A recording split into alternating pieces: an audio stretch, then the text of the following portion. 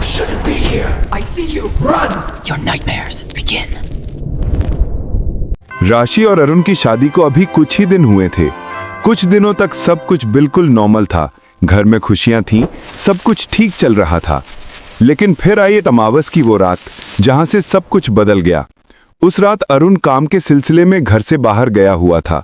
घर पर सिर्फ अरुण के पापा, मम्मी और राशि थी। रात के लगभग 2 बजे राशि अचानक उठ गई। बिना किसी से कुछ कहे वो चुपचाप घर के बाहर चली गई।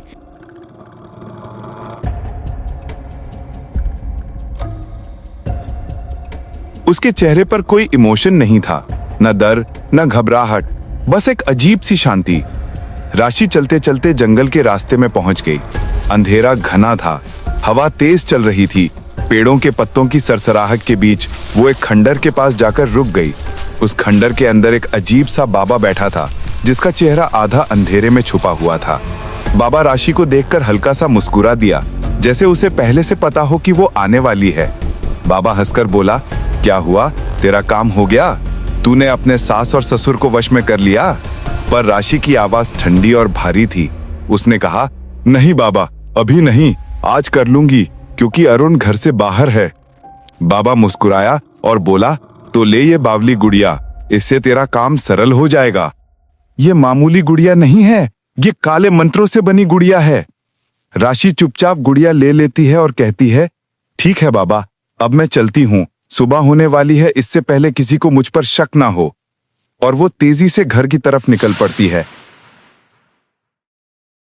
घर पहुंचते ही उसकी अरुण की मां उसे देख लेती है।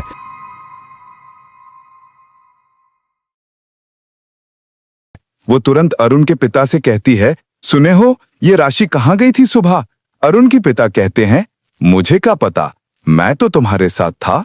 राशि घर पहुंचते ही रसोई में चली जाती है। वो सबके लिए नाश्ता बना रही थी।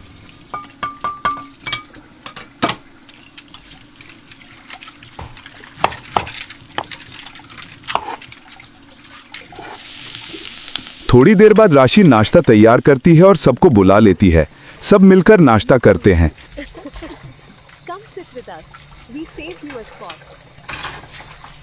तभी घर का दरवाजा खुलता है और अंदर आती है अरुण की छोटी बहन पूजा, जो अभी कनाडा से अपनी हायर स्टडी कंप्लीट करके वापस आई थी। सब उससे मिलकर खुश हो जाते हैं। पूजा अपने माँ पापा से नमस्ते करती है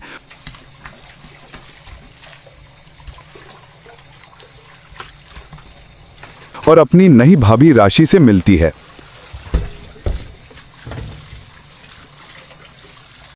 थोड़ी देर तक सब मिलकर बातें करते हैं, हंसते हैं और नाश्ता खत्म होने के बाद अपने अपने कमरों में चले जाते हैं।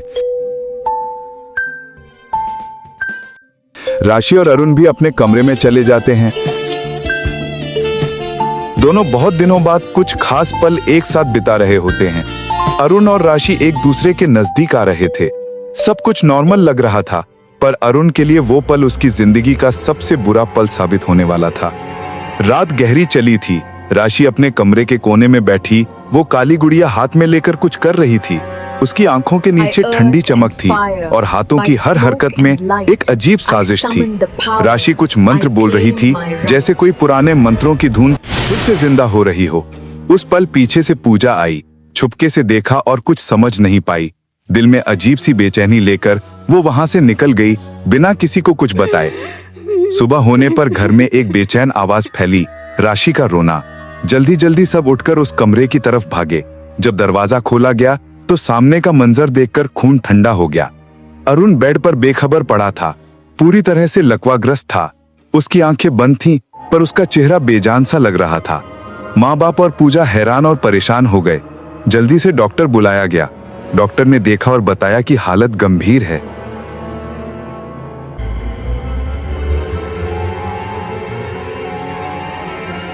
ये पैरालिसिस ऐसे ज्यादा देर में ठीक होता है और पूरी सेहत वापस आने में साल लग सकते हैं। कुछ दवा लिख दी गई और घर वालों को सब्र रखने की सलाह दी गई। पूजा जब अरुण के कमरे में देखती है तो उसकी नजर उसे गुड़िया पर रुक जाती है जो कल रात राशि के पास थी।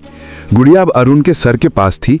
उसके चेहरे पर कुछ ऐसा अंधेरा ठहरा रहा था जो उसके अंदर जिंदा होने का एहसास दिला रहा था। पूजा के अंदर शक जग उठता है कि सब कुछ इतना साधारण नहीं है। उसने फैसला किया कि पहले राशि के बारे में सच जानेगी। पूजा राशि के गांव जाती है। गांव में पुरानी बातें और अनजाने राज छुपाए रहते थे। लोगों से मिलकर, घरों की गलियों में घूमकर पूजा को एक खौफनाक सच पता चलता है कि राशि असल में उनके सामने वैसे नहीं थी जैसे अब दिख रही थी।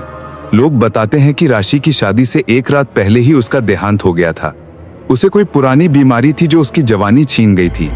गांव के बुजुर्ग चुपचाप आंखों से देखकर कहते हैं कि राशि को जिंदा समझना, पर असल में वो पहले ही चल चुकी थी। पूजा इस सच से हिलकर रह जाती है। कैसे हो सकता है कि ऐसी खामोश मौत के बाद भी कोई घर में लौटकर लोगों को अपने वश में कर दे। दिल भारी और सपने टूटे लेकर पूजा वापस अपने घर आती है।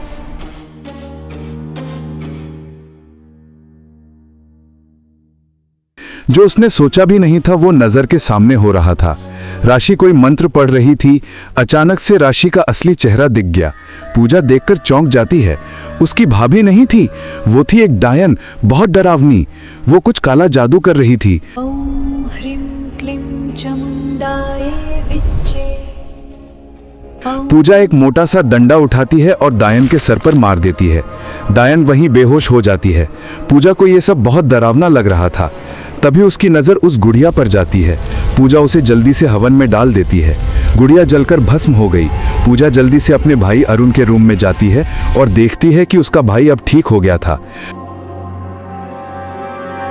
पूजा सब कुछ बताती है और फिर दोनों माँ और पापा के रूम में जाते हैं और उन्हें भी सब सच बताती है कि राशि तो कब की मर गई है।